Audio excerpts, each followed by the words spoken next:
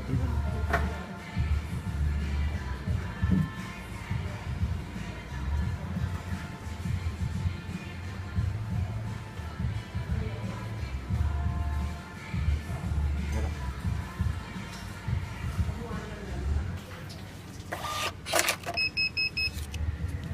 ลย1 2 3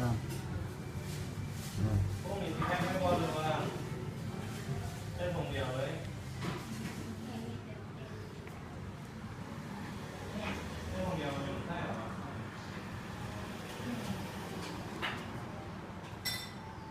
เดี๋ยวได้แนบน้อยอยู่ไปสังกิตโอเคปะได้แล้วมั้งโอเค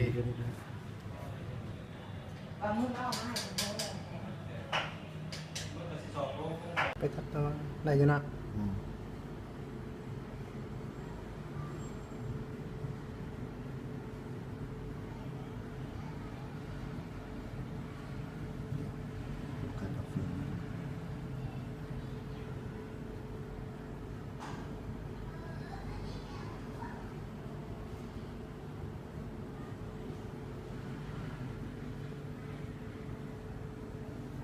ปิดสมควรเลย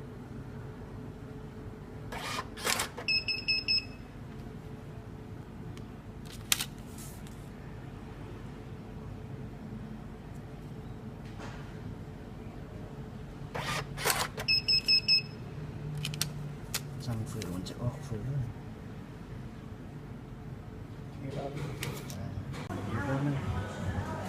เซวินโต๊ะ10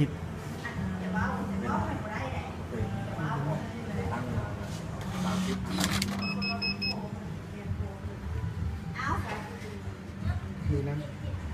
ไม้เด็ก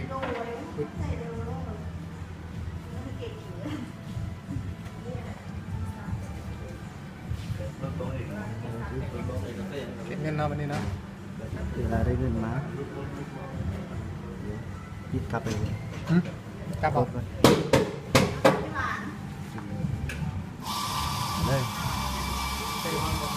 ด้เงินมาเส้นนึง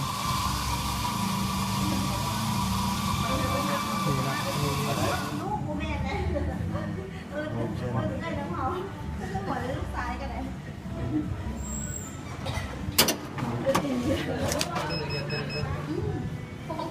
ทางจะมีฟิล์มบ้างเราปิดโต๊ะมา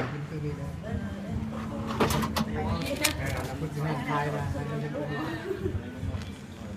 ถอนสเกลขัน